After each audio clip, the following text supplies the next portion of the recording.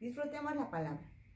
En este momento concluimos la carta a los Romanos. El último capítulo es el número 16 y continuamos con el relato en el libro de los Hechos, capítulo 20. Hablemos con Dios. Padre, en el nombre de Jesús, nosotros no te decimos que estás no te preguntamos si estás con nosotros, te agradecemos porque estás con nosotros. Te agradecemos porque eres Dios, te agradecemos porque eres bueno, porque tú eres fiel, porque tú eres todopoderoso, porque tú eres eterno, porque tú eres lleno de gracia y de bondad para toda la humanidad. Entonces solamente tenemos que decirte gracias. Romanos 16:1 dice: os recomiendo además a nuestra hermana Febe, la cual es diaconisa de la iglesia en Cencreas, que la recibáis en el Señor, como es digno de los santos, y que la ayudéis en cualquier cosa que necesite de vosotros, porque ella ha ayudado a muchos y a mí mismo. Pablo presenta a Febe procedente de Cencreas, que era el puerto de Corinto, a 10 kilómetros del centro de la ciudad. A Febe se le conoció como diaconisa. La palabra griega usada aquí a menudo se traduce como sierva y colaboradora.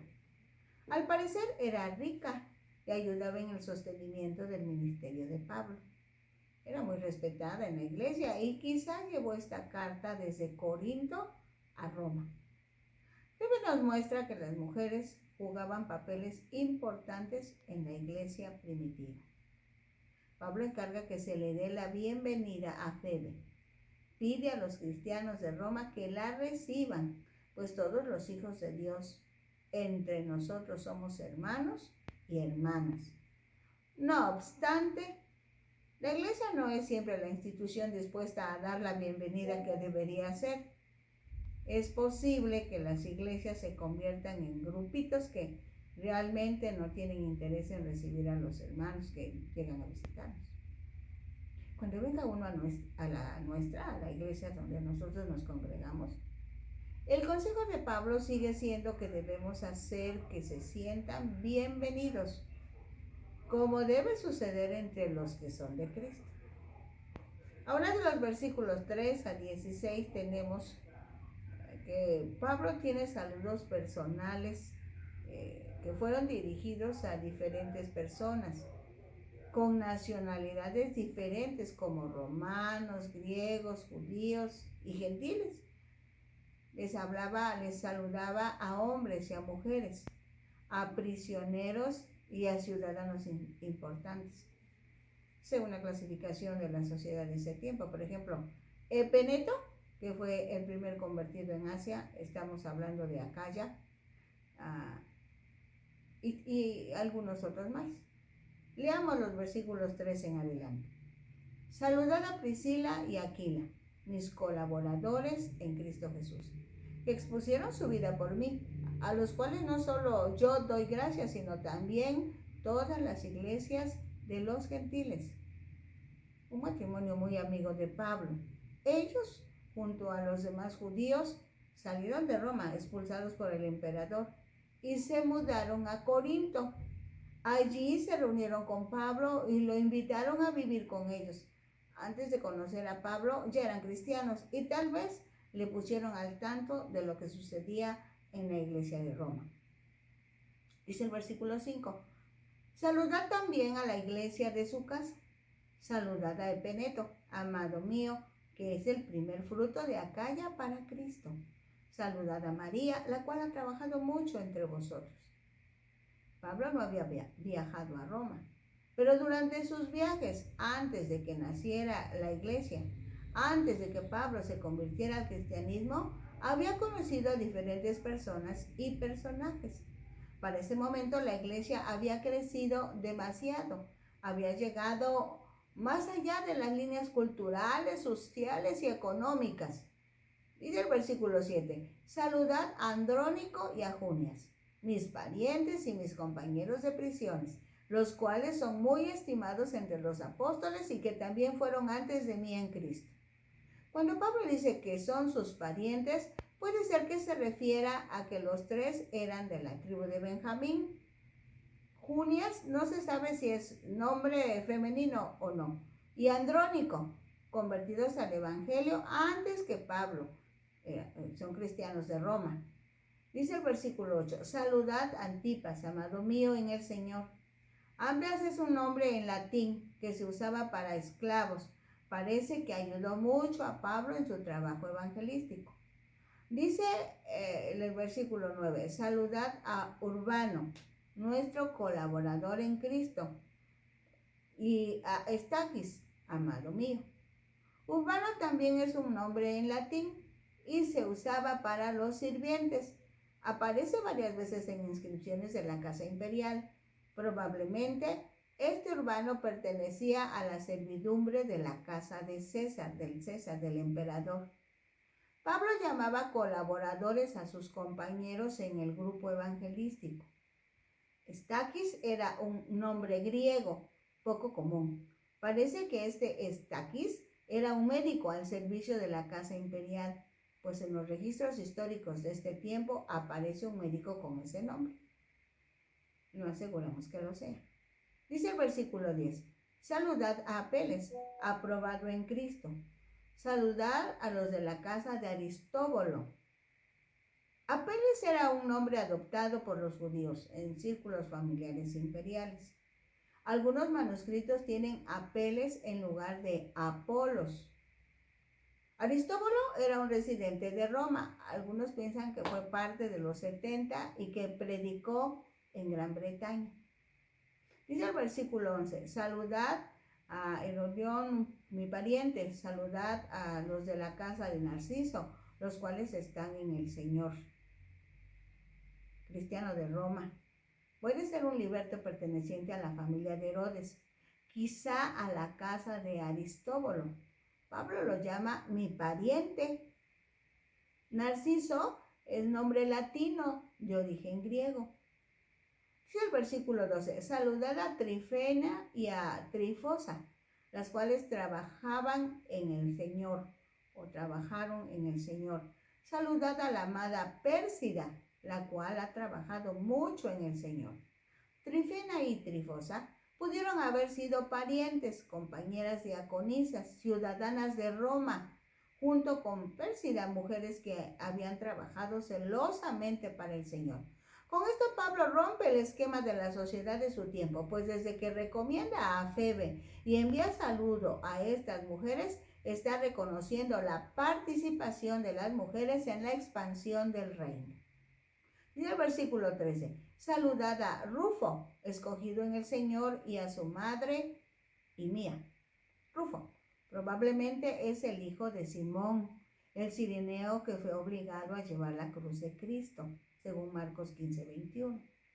Romanos 16, 14 dice, saludad a Asíncrito, a Flegonte, a Hermas, a Patrobas, a Hermes y a los hermanos que están con ellos. Parece que se refiere a una sola comunidad, quizás una iglesia que se reunía en alguna casa particular.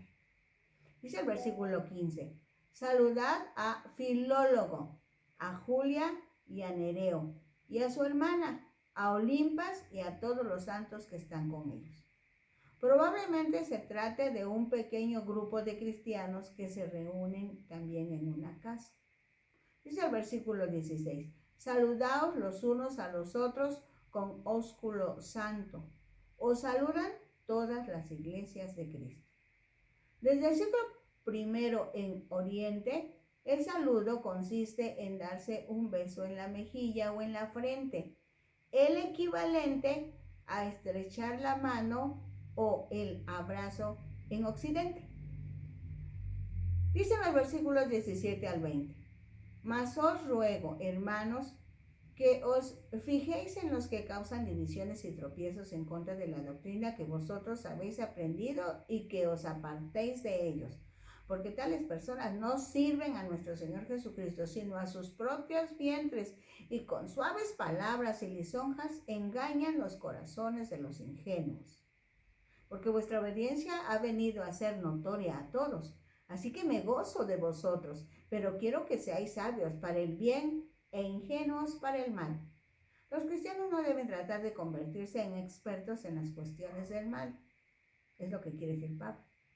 Dice el versículo 20, y el Dios de paz aplastará en breve a Satanás bajo vuestros pies. La gracia de nuestro Señor Jesucristo sea con vosotros. Aplastará quiere decir atropellar, quebrar en pedazos, destrozar, machacar, moler, aplastar. Nuestra victoria es una continuación de la victoria de Cristo, cuando Él aplastó la cabeza de la serpiente en el Calvario.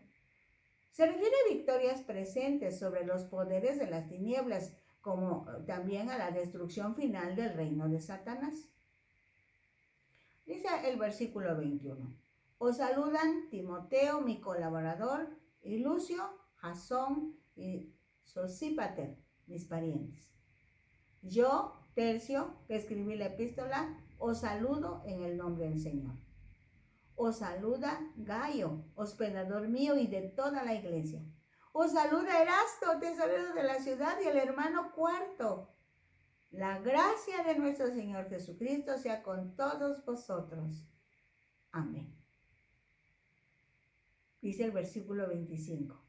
Y al que puede confirmaros según mi evangelio y la predicación de Jesucristo, según la revelación del misterio que se ha mantenido oculto desde tiempos eternos, pero que ha sido manifestado ahora y que por las escrituras de los profetas, según el mandamiento del Dios eterno, se ha dado a conocer a todas las gentes para que obedezcan a la fe, al único y sabio Dios, sea gloria mediante Jesucristo para siempre. Amén.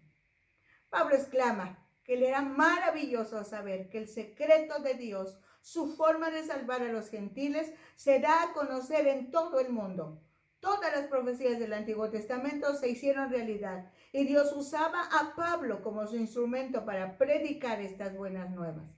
De la misma manera que Jerusalén era el centro de vida judía, Roma lo era del mundo político, religioso, social y económico. La iglesia en Roma era una mezcla de judíos, gentiles, esclavos, libres, hombres, mujeres, ciudadanos romanos y viajeros internacionales. Pablo aún no había visitado Roma para conocer a todos los creyentes allí y, por supuesto, no nos conoció a nosotros. De la misma manera que ellos, tenemos el potencial para ejercer amplia influencia o involucrarnos en grandes conflictos. Debiéramos escuchar con sumo cuidado y aplicar las enseñanzas de Pablo acerca de la unidad, el servicio y el amor. Es necesario un recorrido rápido a manera de recordatorio para ubicarnos en el tiempo y el espacio cuando terminamos de revisar la carta a los romanos, amados de Dios, llamados a ser de Jesucristo, llamados a ser santos. Vamos. Durante el tercer viaje evangelístico, estando Pablo en Éfeso, se dio un alboroto, por lo que se fue a Troas, por decirlo de alguna manera, atravesó toda la región de Macedonia y llegó a la región de Acaya. En Acaya se estableció en Corinto por 3 meses. Aprovechó para escribir la carta a los romanos, que se cree envió con Febe. Tenía planes de ir por mar hasta Siria, o sea, Antioquía, pero se descubrió una conspiración contra su vida, de manera que regresó otra vez por la región de Macedonia. Ahora sí, continuamos en el libro de los Hechos. Y vamos al capítulo 20 de la segunda parte del versículo 3 hasta el versículo 6. Después de haber estado allí 3 meses y siéndole puestas acechanzas por los judíos para cuando se embarcase para Siria, tomó la decisión de volver por Macedonia. Y le acompañaron hasta Asia Sópater de Berea, Aristarco y Segundo de Tesalónica, Gayo de Derbe y Timoteo, y de Asia Tíquico y Trófimo. Estos varones eran representantes de las iglesias que Pablo había iniciado en Asia. Llevaban regalos de los gentiles a los hermanos de Jerusalén. Pablo utilizó esta dinámica para enseñar a integrar a la iglesia en la ayuda a los necesitados.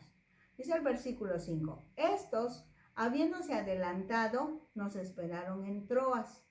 Por la redacción se deduce que Lucas se vuelve a unir al equipo apostólico. El versículo 6, y nosotros, pasados los días de los panes sin levadura, navegamos de Filipos, y en 5 días nos reunimos con ellos en Troas, donde nos quedamos 7 días.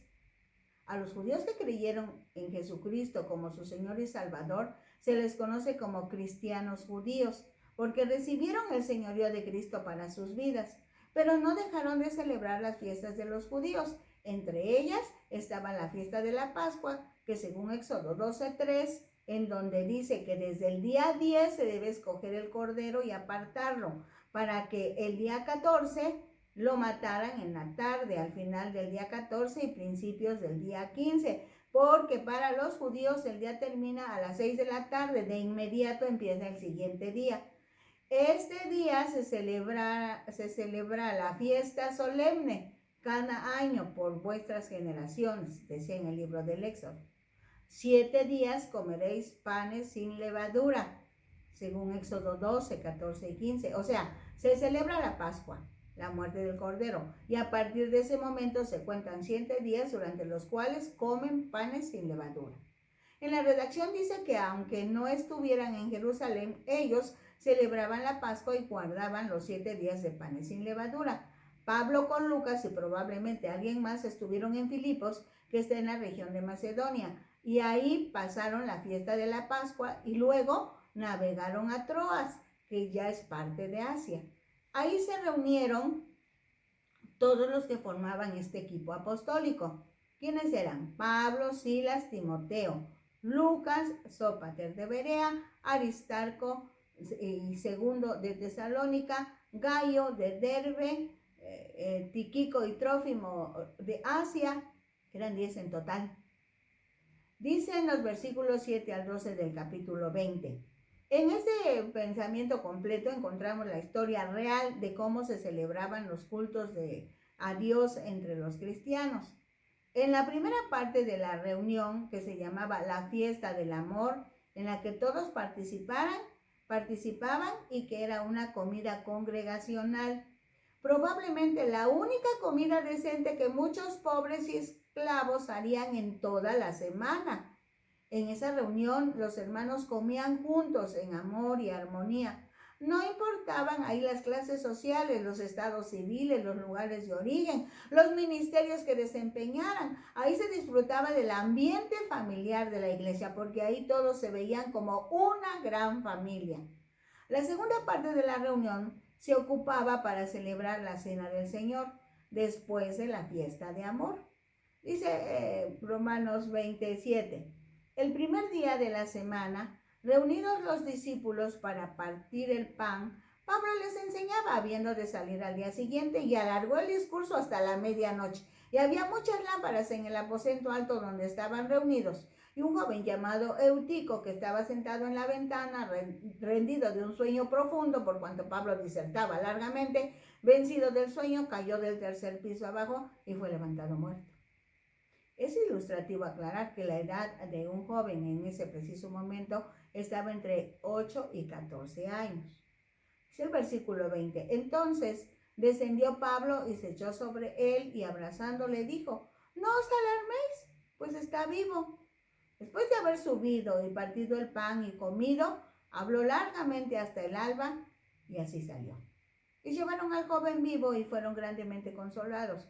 Como puede observarse, los cultos eran meras reuniones familiares, diferente a las reuniones que se llevan a cabo en pleno siglo XXI, en donde la solemnidad ha desplazado el ambiente familiar del siglo I.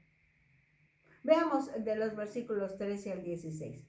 Nosotros, adelantándonos a embarcarnos, navegamos a Asón para recoger allí a Pablo, ya que así lo había determinado, queriendo él ir por tierra.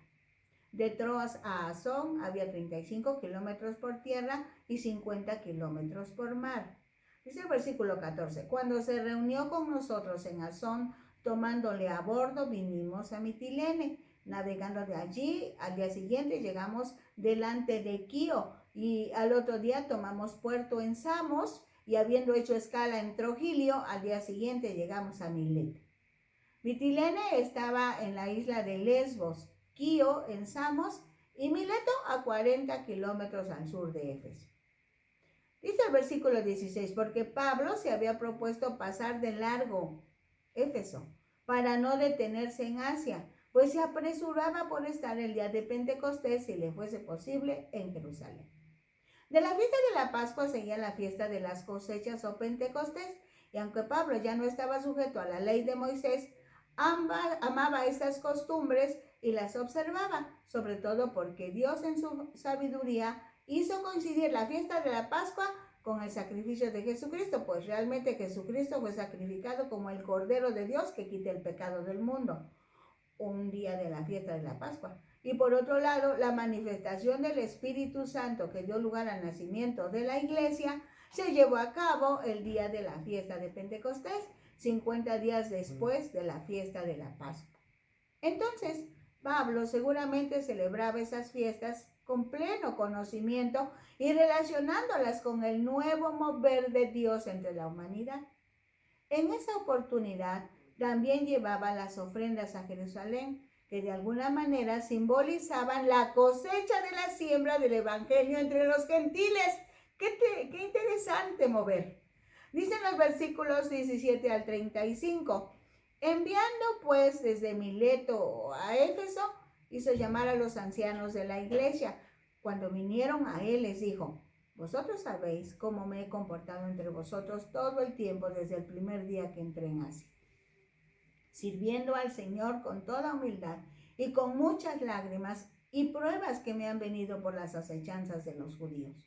Y como nada que fuese útil he rehuido de anunciaros y enseñaros públicamente y por las casas, testificando a judíos y a gentiles acerca del arrepentimiento para con Dios y de la fe en nuestro Señor Jesucristo.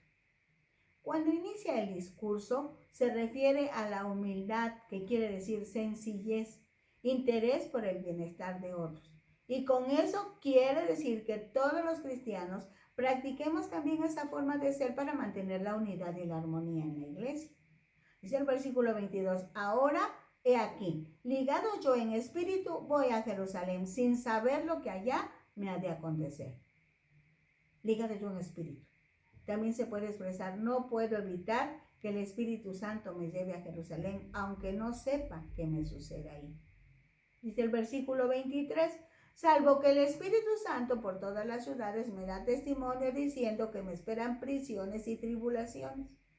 Pero de ninguna manera hago caso ni estimo preciosa mi vida para mí mismo, con tal de que acabe mi carrera con gozo y el ministerio que recibí del Señor Jesús para dar testimonio del Evangelio de la gracia de Dios.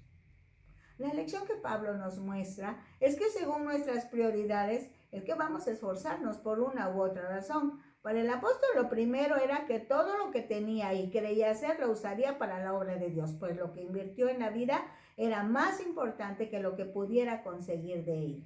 Su compromiso era predicar a otros acerca de Cristo. Y en eso invirtió toda su vida, su tiempo, su dinero, sus recursos, sus amistades y demás.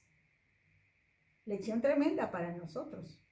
Dice el versículo 25, y ahora he aquí yo sé que ninguno de todos vosotros, entre quienes he pasado predicando el reino de Dios, verá más mi rostro. La expresión el reino de Dios es la expresión usada por Jesucristo desde el inicio de su ministerio. Es Dios estableciendo su reino en el corazón de la humanidad aquí en la tierra. Dice el versículo 26, por lo tanto, yo os protesto en el día de hoy que estoy limpio de la sangre de todos, porque no he rehuido anunciaros todo el consejo de Dios.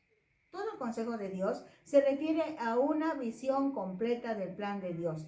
Hasta hoy, eso es lo que debemos buscar como iglesia. ¿Cuál es el consejo de Dios para nosotros como su iglesia en relación con todo el mundo? Con un país determinado, con una región específica, con una ciudad o colonia en un lugar definido, con un grupo de creyentes en un lugar preciso, con una familia cristiana. Porque cuando solo se precisa una parte de todo el consejo de Dios, nos perdemos de rumbo, nos equivocamos.